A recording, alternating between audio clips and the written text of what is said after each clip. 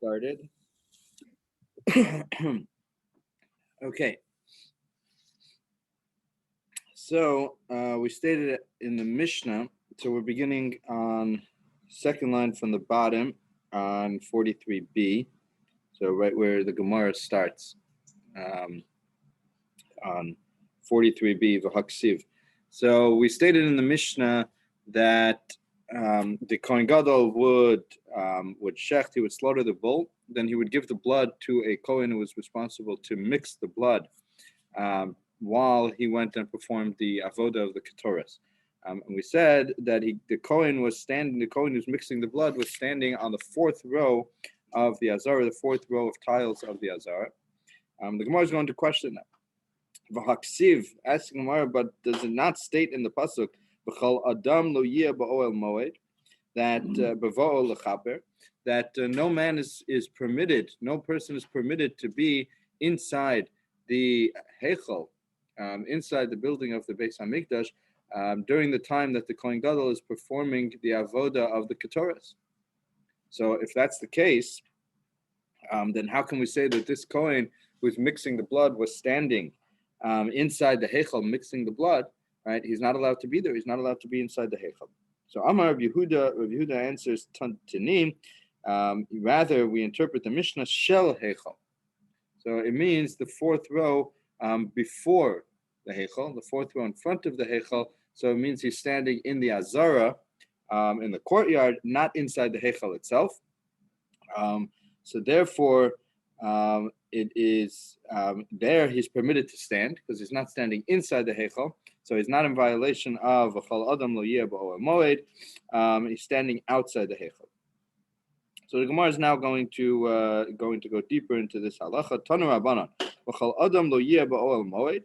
No man may stand inside the oel moed when the Kohen Gadol is performing the avoda of the Ketores. Going on to 44a, Mem Daled Amud Aleph.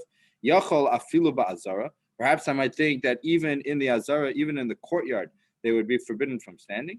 Talmud lomar be'oel moed. So therefore, it says in the pasuk be'oel moed, he may not stand inside the oel moed, which is referring to the build. There, it's referring to the Mishkan, to the building of the Mishkan, and not the courtyard. Ainli Allah be'oel moed shebemidbar. Perhaps this only refers to the oel moed of the midbar. In other words, the Torah doesn't write Bakodesh in the holy place. Rather, it writes Ba'oel Moed. So perhaps it is referring only to the Oel Moed of the Mishkan, which was in the desert, the Mishkan that Moshe made. Shiloh Beis Olamim Minayin. How do I know that this halacha applies even to the Mishkan Shiloh, which was later, and to the Beis Hamikdash? Talmud Lomar Bakodesh. As it says later in the pasuk, Bevo'ol lechaper Bakodesh, when the Kohen Gadol arrives to atone inside the holy place. So therefore, Kodesh is coming to include even the later Mishkan, the Mishkan Shiloh, and the Beis Hamikdash. Ainli Allah b'shas haktara. So I only find that it's forbidden during the time that the Kohen Gadol is performing the avodah of the Ketores. B'shas matan damim minayin. How do I know that we're forbidden to stand inside the heichal even during the time that the Kohen Gadol is performing the avodah with the blood of the bull and the blood of the goat inside the Kodesh Kodashim? Talmud Lomar bevo'ol lechaper. As it says, when the Kohen Gadol arrives to atone, so anything which is part of the process of atoning, which includes the avodah of the blood, is likewise included that no one may stand inside the heichal. Einli ela b'chnisaso b'yitziaso minayin. So perhaps this halacha only applies during the time that the Kohen Gadol is on his way in, when he's entering the Kodesh Kodashim, because the Torah says bevo'o when he comes lechaper b'kodesh, when he comes to atone. So perhaps it's only at his entrance. So it says the Gemara Talmud Lama ad seisa. Therefore the Torah writes until he leaves. V'chiper ba'ado va'ad beso va'ad kol kahal Yisrael. So the end of the pasuk is, and he shall atone for him on his own behalf, on behalf of his household, and on behalf of all of Klal Yisrael. Kaparoso kodemes lekaparas beso. His atonement comes before the atonement of his household. Kaparas beso kodemes lekaparas echav hakohanim. The atonement of his household comes before the atonement of the rest of the Kohanim. And the atonement of his brethren, the Kohanim, comes before the kapara, the atonement of the rest of Klal Yisrael. And the Gemara really explained that yesterday, that we want someone who has already atoned for himself, someone who is innocent, should come and provide atonement for the rest of the people, and therefore his kapara has to be first. Amar Mar, Einli Allah b'shas haktorah. So my question is this that we stated, I might have thought that the halacha only applies during the time that the Kohen Gadol is performing the avoda of the Ketores. My mashma, why would I have thought so? Where do we see that? Amar Rava v'chein Amar of Yitzchak bar Avdimi v'chein Amar of Elazar. So Rava says the name of Rabbi Yitzchak, the name of Rabbi Elazar. Amar Kra v'chiper ba'ado uva'ad beso uva'ad kol kahal Yisrael. That he shall atone for himself on his own behalf, on behalf of his household, on behalf of Klal Yisrael. Ezehu kapara sheshove lo ulebeso le'echav hakohanim ulechol kahal Yisrael. Haviyoma is a haktoras ketoras. Which avoda of Yom Kippur is an atonement that applies universally to himself and to all of Klal Yisrael? So the only avoda that is so is the avoda of the ketoras, because the avoda of the bull, of the par, is only for himself and the Kohanim. It's not for the rest of Klal Yisrael. Okay, and the Sa'ir is for the rest of Klal Yisrael, not for himself. The only one that is both for himself and for all of Klal Yisrael is the Ketoras. Asks the Gemara, Ketoras mechaperes, and is the purpose of the Ketoras to serve as an atonement? It doesn't state that explicitly in the pasuk. Answers the Gemara in Tahatani Rav Chananya, Lamadlun the Ketoras shemechaperes. We can learn out that Ketoras serves as an atonement. Shenemar vayiten es haketoras, vayiten es haketoras. This is referring to Aaron, who put the Ketoras.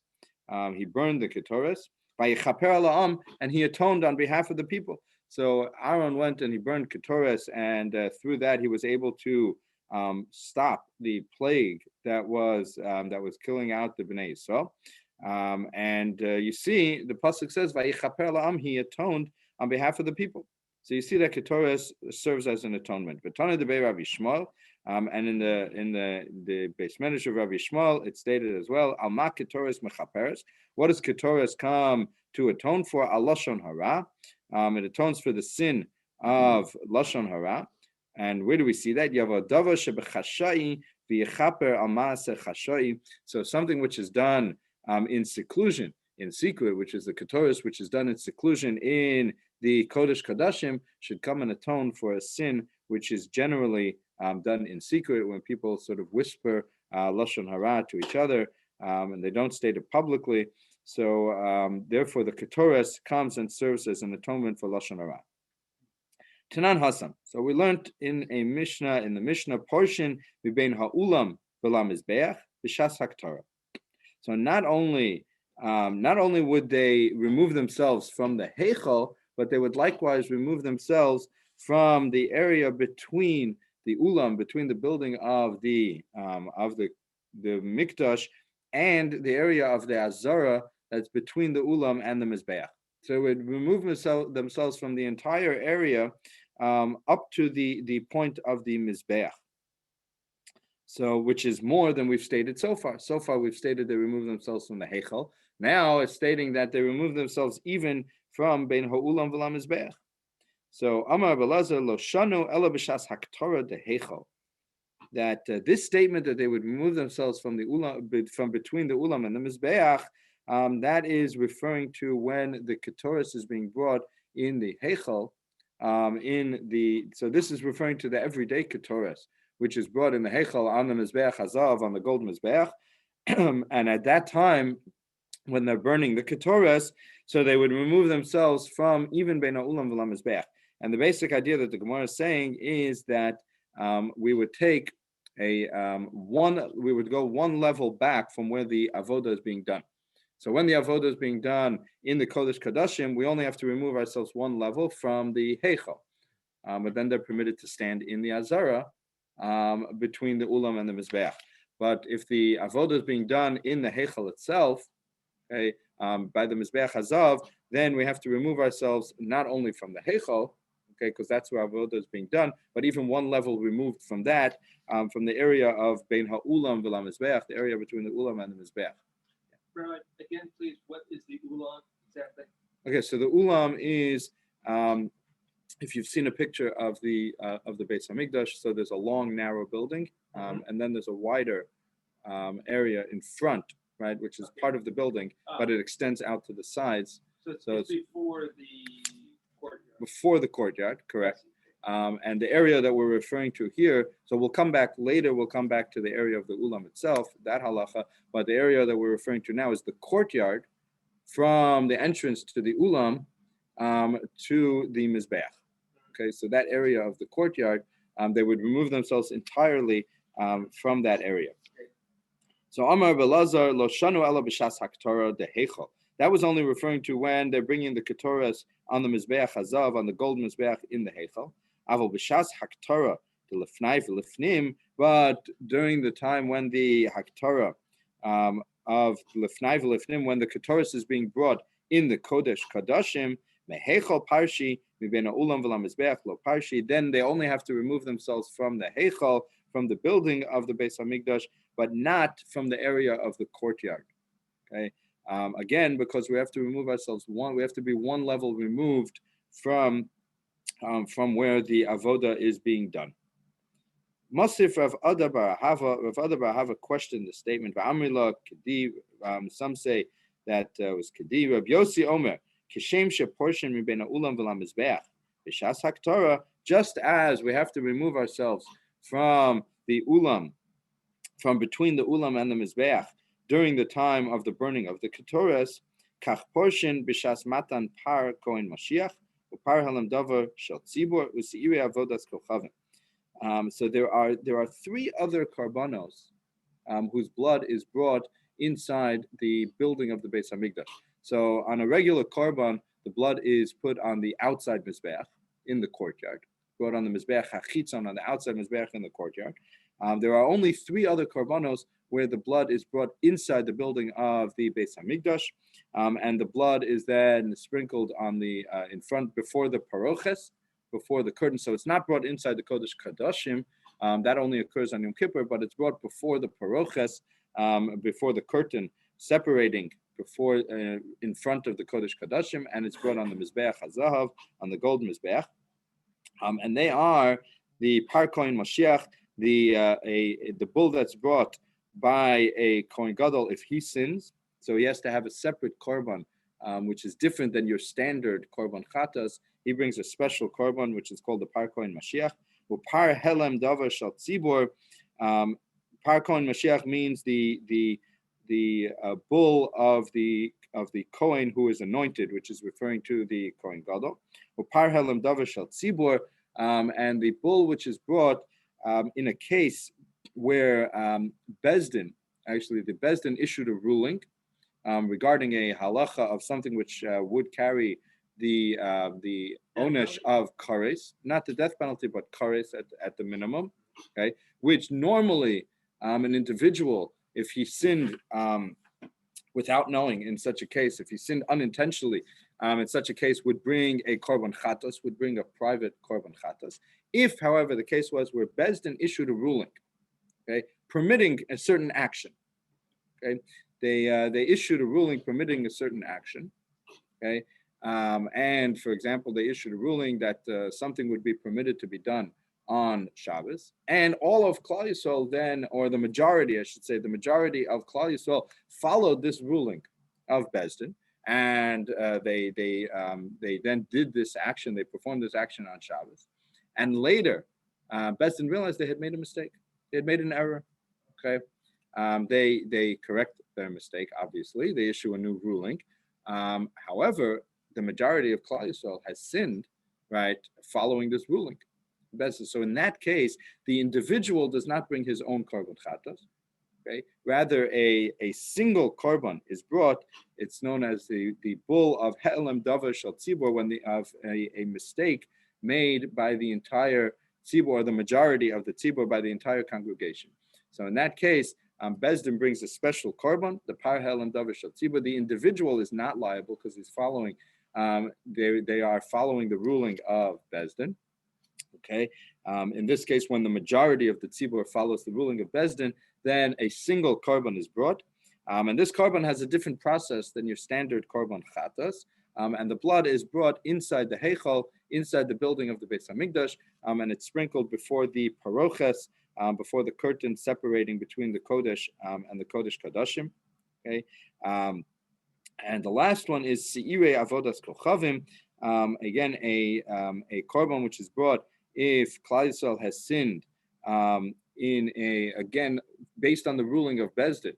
Okay, where Bezdin ruled that something is not considered, a certain action would not be considered worshiping Avodah Zarah, worshiping idols, and the majority of Klal Yisrael followed the ruling of Bezdin.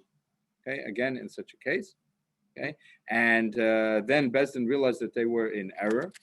Okay, so similar to the case before, but it's unique to the case of Avodah Zarah.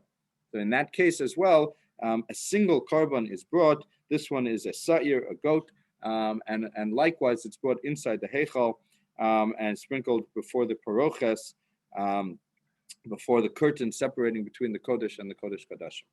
Okay, so these are three special korbanos, and in this case as well, we are stating that when this process is being done and the blood is being brought inside the heichal, then everyone else had to remove themselves even from the area between the ulam and the mizbeach. So then we question the statement, yesh bein ha'heichal bein ha'ulam v'la mizbeach. Okay, so if that's the case, that we have to remove ourselves even from the area between the ulam and the mizbeach, so then what is special about the heichal itself? What's special about the heichal that makes it holier than the area of between the ulam and the mizbeach?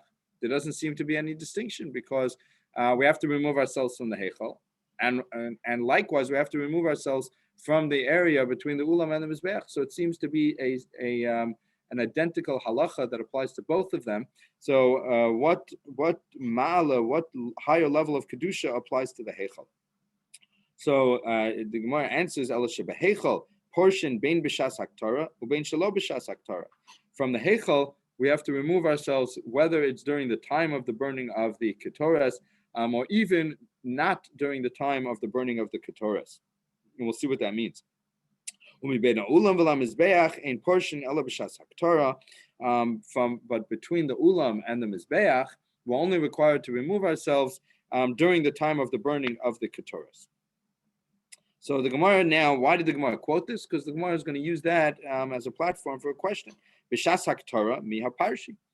But it states clearly that during the time of the burning of the ketores, we would be required to remove ourselves even from the area between the ulam and the mizbeach. Right now, the Gemara assumes right now that this is referring to the burning of the ketores inside the Kodesh Kadashim, okay? And yet it states clearly that we're required to remove ourselves even from the area between the ulam and the mizbeach, which contradicts what we said earlier, that we're only required to remove ourselves from the heichal itself. Okay? So again, once again, earlier we stated that we're only required to remove ourselves from the building of the Beis Hamikdash, from the heichal, okay, during the time that the ketores is brought in the Kodesh Kadashim, again, because we only have to remove ourselves one level. And now the Gemara has a quote which seems to state that we're even required to remove ourselves from the area of the courtyard, which is between the ulam and the mizbeach, which means we have to remove ourselves even two levels. So it says in Gemara, my lav, is it not referring to the time of b'shas haktara de lefnai v'lefnim, that it's referring to the time of the ketores, which is brought in the Kodesh Kadashim? Answers the Gemara, lo, b'shas haktara de heichal. No, it's actually referring to the ketores which is brought on the Mizbeach Hazav. It's referring to the ketores which is done inside the building, not the ketores which is done in the Kodesh Kadashim, because in that case we're only required to move ourselves from the heichal. Rather, it's referring to the ketores which is brought in the heichal, in which case we have to remove ourselves another level, which refers to the area of the courtyard between the ulam and the mizbeach. Now asks the Gemara, Ihachi hama male v'sulo. Is that the only distinction between the heichal and the ulam v'la mizbeach? Ha'ika hamala there's another distinction. The ilume heichal parshi bein b'shas haktorah didei bein b'shas haktorah delifnai v'lifnim. That there is another distinction between the heichal and the ulam v'lamizbeach. Okay, and quite simply, that is when from the heichal we have to remove ourselves even when the ketoris is brought in the kodesh kadashim. Okay. Whereas from the courtyard, we're only required to remove ourselves when the ketoris is brought in the heichal on the gold mizbeach. Okay. So again, from the heichal, we're required to remove ourselves even from when the ketoris is being brought in the kodesh kadashim. Okay. Whereas from the courtyard, we're only required to remove ourselves when the ketoris is done in the heichal on the gold mizbeach. So and from the courtyard, we're only required to remove ourselves when the ketoris is brought in the heichal. So answers the Gemara, hakatani ela shebeheichal portion bein b'shas haktorah or bein shelo b'shas haktorah. So it says the Gemara, that's exactly what we meant to say. Okay, when we stated that from the heichal, from the building of the Beis Hamikdash, we have to remove ourselves, whether it's during the time of the burning of the ketoris or whether it's not, even if it's not during the time of the burning of the ketoris. So what does that mean? What does that mean? We have to remove ourselves from the heichal, even if it's not during the time of the burning of the ketoris. Does that mean we're never allowed to enter the heichal? Right? So says the Gemara, no. What it means to say is that even if it's not during the time when the ketoris is brought in the heichal, even if it's not during the time when the ketoris is brought on the gold mizbeach, rather it's during the time when the ketoris is brought in the kodesh kadashim, even then we're required to remove ourselves from the heichal, from the building of the Beis Hamikdash. Okay, umibeina ulam v'lam mizbeach. However, when it refers to the area of the courtyard between the ulam and the mizbeach, ein portion, we're only required to remove ourselves, going on to 44b, onto Mem Dalet Amud Beis, ein portion ela b'shas haktorah. We're only required to remove ourselves from when the ketoris is being brought on the outside, on the mizbeach hazav, on the gold mizbeach inside the heichal. Okay, so again, we are stating here that we're required to remove ourselves one level of separation between where the ketoris is being brought. So if the ketoris is being brought in the kodesh kadashim, okay, then we're required to remove ourselves even from the kodesh, even from the building of the mikdash. We're required to remove ourselves from the entire building to have 1 degree of separation. Okay? But we're not required to remove ourselves from the area of the courtyard, because that would be 2 degrees of separation, and that's not required. Okay? However, if the ketoris is being brought in the heichal, it's being brought in the building of the Beis Hamikdash, then we're required to have a degree of separation from the ulam of the courtyard. Okay, because we're closer to the courtyard now, so we require another degree of separation from the courtyard itself. Okay, and the area of the courtyard between the ulam and the mizbeach. So says the Gemara poses another question where we stated that the only distinction between the heichal and the area of the courtyard was during the time when the ketoris is brought in the kodesh kadashim. Asks the Gemara, v'ha'ika ha'ma'ala. There is another distinction.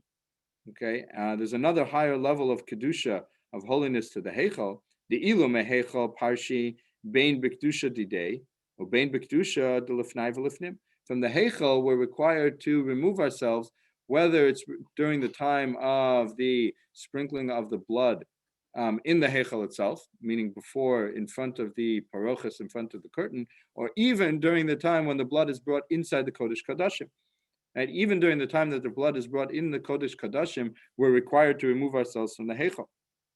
The ilu mibeina ulam v'lam mizbeach, but referring to the area of the courtyard, lo parshi, we're not required to remove ourselves ela b'kedusha the heichal, only when the blood is brought inside the heichal before the parochas, but not when the blood goes into the kodesh kadashim. Yeah. Right. Heichel. There's the Holy of Holies, kodesh kadashim, and then there's that area outside Brochet. Is that what you call the heichel, or is Yes. it the area after that? Yes. So the heichel refers to the area where the shulchan, shulchan, the menorah is and the showbread is. exactly, like where the shulchan is, the showbread, where the menorah is, correct. Where the mizbeach hazav, where the gold mizbeach is, that entire area is referred to as the Heichal. Okay, and the area which before that, which lies sort of perpendicular to that, that is the Ulam. Okay, and the Gemara later will talk about whether the Ulam is considered its own level of kedusha, its own level of holiness, or it's considered the same. It's considered part of the Heichal. So we'll see that in a moment. The Gemara is going to talk about whether it's distinct from the Heichal or whether it's considered part of the Heichal. But correct, the Heichal refers to the area inside the building, outside of the Kodesh Kodashim. Okay?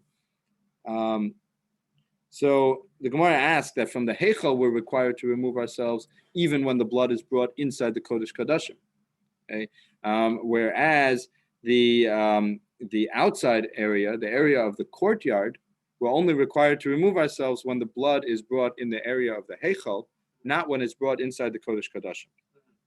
So there's another distinction between the Heichal and the courtyard. So Amar Rava Shem Prisha Achasi. So it says, Rava answers that we don't need to teach about a second level of a second time, a second occurrence of removing ourselves from the Heichal. Okay, because we already stated this halacha regarding the Keturas, that we're required to remove ourselves from the Heichal. We don't need to repeat it and explain it again, state it even a second time regarding the sprinkling of the blood, because we already said this halacha, we already taught this halacha regarding the Keturas, so we don't need to repeat it and state it again regarding the sprinkling of the blood. Okay, so it says the Gemara, the reason why we didn't quote it a second time is because we can understand for ourselves that if this is the halacha that applies during the burning of the Keturas, it's the same halacha that will apply during the sprinkling of the blood, because we already stated earlier at the top of 44a that this same halacha applies during the sprinkling of the blood. Okay, Amar Mar, kach portion b'shas matan parko in Mashiach, or par helam davar shel tzibor, so we stated earlier on 44a that the same halacha of removing ourselves from the area of the courtyard applies not only to the avoda of Yom Kippur, but it applies to the special karbanos that we stated earlier, the bull of the Kohen Gadol who sins, the bull that's brought when the majority of Klal Yisrael follows a mistaken ruling of Bezdin, and the goat which is brought when we follow a ruling of Bezdin regarding Avodah Zarah. So, and we stated that likewise, in those cases, we have to remove ourselves from the area between the Ulam and the Mizbeach. Minolan, how do we know that halacha is true? Okay, because this halacha was only stated in the Torah regarding the Avodah of Yom Kippur. So how do we know that it applies even to these other karbanos? Perhaps it's something which is unique to the Avodah of Yom Kippur. How do you know that it applies to these other karbanos as well? So Amar of Pidas, Asya kapara miyom kippurim. So we make a gezerah shava that it says by Yom Kippur, Bavo'o lechaper bakodesh, when it comes to atone in the Kodesh, in the Kodesh, or the Kodesh Kodashim. And likewise, it says by these karbanos that they come to atone. So we make a gezerah shava between the word kapara, to atone, and to atone. And therefore, we learn out that this halacha applies even to these other karbanos as well. So, Amar of Acha Barahava, stated, Shma mina. We see from this halacha, ma'alos de oraisa. Okay, that the distinct levels of kedusha that are stated in the Beis Hamikdash. So in in a different place in Kachim, it states that there are different levels of kedusha within the Beis Hamikdash itself. Okay, so there's the area outside the Azara, there's the area outside the courtyard. As we get close to entering the courtyard, there's the what we call the Ezras Nashim, the women's courtyard.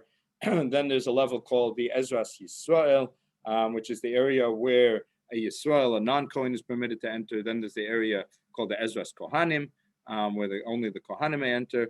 Then there's the area, and that area extends up to the Mizbeach, up to the outside Mizbeach. Then there's the area Bein Ha'ulam V'la Mizbeach, from inside the Mizbeach up to where up to the building of the Beis Hamikdash. And then there's the area of the Heichal, the building, and then there's the area of the Kodesh Kodashim. So it states that each one of those is an ascending level of Kedusha. Each one ascends a level as we get closer and closer to the Kodesh Kodashim, from when you're entering on the east side of the Beis Hamikdash, as you head west and you get closer and closer to the Kodesh Kodashim, you are constantly ascending levels of Kedusha. The area has higher and higher levels of Kedusha. Okay, so Rav Acha bar Ahava says that it's not clear in that Mishnah whether this is something which is D'oraisa, okay, meaning this is something that comes from the Torah itself, or these were levels of Kedusha that were instituted by the Chachamim.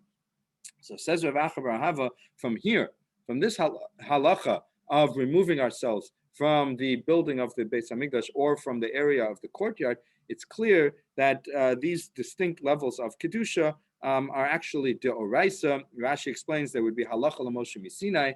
They'd be taught to Moshe at Sinai that there are these different levels of Kedusha. Okay. V'hachi gamiri lahu, and this must be learned out. The isalka daitach, the Rabbanan, because, how is this learned out? How do we understand this halacha? Because if midoraisa, the entire azara, the entire courtyard, was all one level of kedusha, was all the same level of holiness, so ma'ishna ben ha'ulam v'lam mizbeach. So then, where the Torah tells us, remove yourself, another level of separation, another degree of separation from where the avodah is being done in the building of the Beis Hamikdash in the Heichal, then we would be required to remove ourselves from the entire azara, from the entire courtyard, okay? Because it's all considered one level of separation. Okay? If we're able to distinguish between the area between the Mizbeach and the Ulam, and say that we're only required to separate from that level of separation, from that area, but we're not required to separate ourselves from the rest of the azara, from the rest of the courtyard, then it's clear that there are distinct levels between, and they're considered a separate area, a separate degree of separation between the Ulam and the Mizbeach and between the rest of the Azara. The Isaka Daitach the Rabbanon, because if it was only the Rabbanon, Ma'ishna ben Ulam v'la Mizbeach, why do we have to only separate ourselves between the Ulam and the Mizbeach? Dilma mikru va'ayli. Now, if it's only the Rabbanon, we would state that the only requirement to separate ben Ulam v'la Mizbeach is because perhaps one would go and enter into the Azara, into the Heichal itself. Mikula Azara nami nifreshu. We should be required to remove ourselves from the entire Azara, because perhaps we'll enter between the Ulam and the Mizbeach. So, answers the Gemara, Beina Ulam v'la Mizbeach, kivan de lo mafsik midi lo minkura milsa. Azara kivan de ika Mizbeach hachitzon de mafsik minkura milsa. So the Gemara says no, it's not a proof.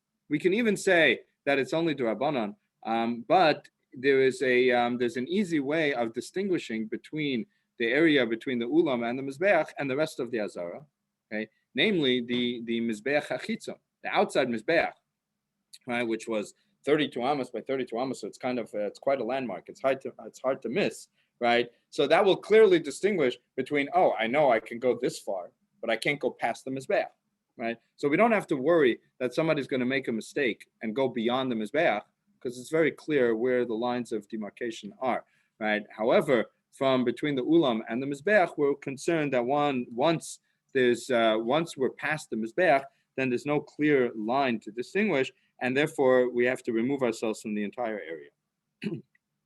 Amar Rava, Shmamina Kedushas Ulam v'Heichal Chada Milsahi. So Rava says, we see from here that the area of the Ulam, which is the entranceway to the Heichal, so it's that wider, long and narrow, wide area perpendicular to the Heichal. So we see that has the same status as the Heichal itself. Why? Because we're stating that we have to remove ourselves from that as well, and not only that, from the area of the courtyard before the Ulam and the Mizbeach. If the Ulam was a separate level of Kedusha, so then we should only be required to remove ourselves first from the Heichal and then from the Ulam, right? And that would already be 2 degrees of separation, and we would not be required to remove ourselves from the courtyard. So answers, because if you'll say there are 2 separate levels of Kedusha, Ulam Gufei Gezerah, then the ulam itself is only a gezerah because one might enter the heichal. So v'nekum v'nigzor gezerah l'gezerah. Would we come and add a gezerah onto a gezerah? Answers the Gemara, lo. Ulam ubeina ulam v'lamizbeach chada kedushahi.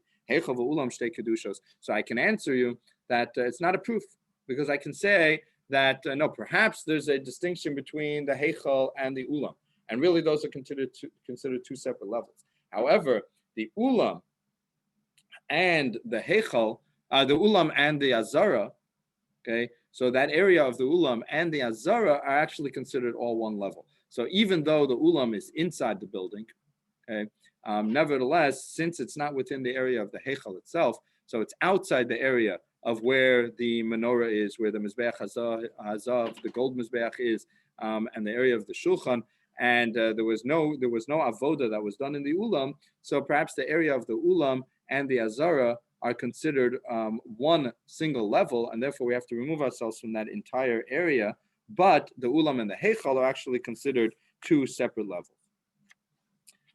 Okay, so the Gemara continues explaining the Mishnah, where the Mishnah had stated that on a regular day we use a silver shovel to scoop out the coals, and then it's transferred to gold. Why that we use a silver shovel to scoop the coals? My timer, because we find that the Torah takes great care not to waste the money of Klal Yisrael, and therefore, since every time you stick the shovel into the fire to scoop out the coals, it's going to damage the shovel, and gradually you're going to have to constantly replace it. So therefore, we made it out of silver, which is a much cheaper metal, so that we wouldn't constantly have to replace a gold shovel, and it would cost Klal Yisrael who has to pay for these expenses, and it would cost them significantly. So we used the silver one, not a gold one. Okay.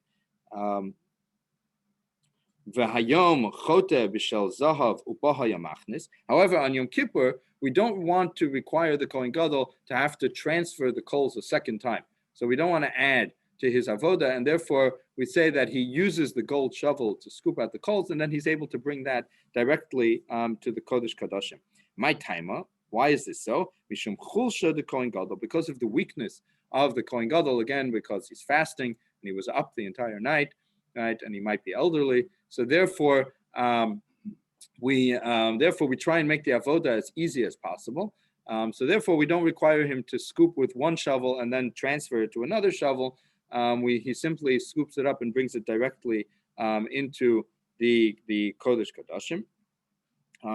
Again, the same reason why we're going to do other things in the Mishnah are also because of chulsha the Kohen Gadol, because of the weakness of the Kohen Gadol.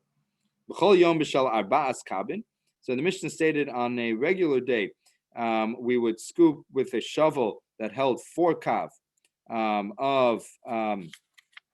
of coals, and then we would transfer it to one that held 3 kav. So Tana, we learned nispazru lo kav gecholim mechabdon la'ama. So when you're transferring from 4 kav into 3 kav, right? So obviously you're going to be losing, right, a kav of coals. So what happens to those kav of coals? They're going to spill on the floor of the azara, and we don't want anyone to then step on them, right, and burn themselves. So they're swept into the amma, into the stream which flowed through the azara. There was a stream of water that flowed through the azara that they would use to clean out the azara, and we can sweep those coals into the amma itself. And what this is teaching us is that once the coals are removed from the mizbeach, there's no prohibition to put them out, even though you're extinguishing them by sweeping them into the stream of water, right? And there's a prohibition against extinguishing the fire on the mizbeach. That halacha, that prohibition only applies to the fire which is on the mizbeach, not to the coals that have fallen off the mizbeach. So that's what it's teaching us here, that there's no prohibition to sweep them into the stream. Tani chada kav, v'tanya idach kabayim. So there's one Tana that says that it was a single kav of coals that would fall out onto the floor, and the second Tana in the Brisa states that there were 2 kav that would fall out. So bishlema hachtetani kav rabbanon.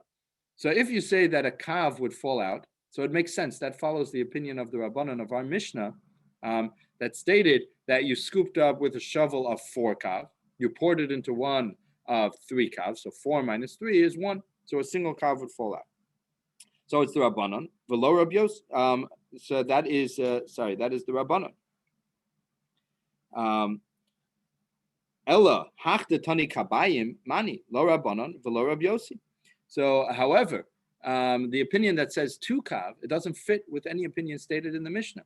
According to the rabbanon, you started with 4, you end up with 3, so there's only 1 kav that spills out. According to Rabbi Yossi, you started with 6 and you end up with 3, so 3 kav spill out. But nobody says 2. Okay, so who is this going to be? So Amar of Chizda, Rabbi Shmuel beno shel Rabbi Yochanan ben Broka. He is the opinion of Rabbi Shmuel. The Tanya, Rabbi Shmuel beno shel Rabbi Yochanan Omer b'shel kabayim hayamachnes. He says that you actually only used a shovel of 2 kav to bring into the kodesh, into the heichal. You only used 2 kav. So therefore, it's following the opinion of the Rabbanan. You use a shovel of 4 kav to scoop off the mizbeach, and then you pour it into 2. So 4 minus 2 is 2. Rav Ashi says, "Afilu tema Rabbi Yossi." You can even fit it with the opinion of Rabbi Yossi. V'hachi ka'amar, and this is what it means to say. B'chol yom hayachote b'shal sa'am midbaris u'ma'ara l'toch shloshes kabin Yerushalmios. So there were actually 2 levels of measurement. There was something called the measurement of the midbar, the one that applies to the Torah when Klal Yisrael was in the desert. And they increased the size of that measurement when they came to Yerushalayim. So, and the time of Yerushalayim, they added on a level so that 3 kav of the midbar actually equals 4 kav of Eretz Yisrael, of Yerushalayim. Okay, so 3 kav of the midbar actually equals 4 kav of Yerushalayim. So if you follow Rabbi Yossi, so 6 kav being poured into 4 leaves you with a remainder of 2. Okay, so therefore it's following Rabbi Yossi, and we're saying that it was poured from 6 into 4, and therefore you have a remainder of 2, and that fits with the opinion of the Brisa that states that it was 2 kav. Okay, we'll stop here. Pick up tomorrow. Okay.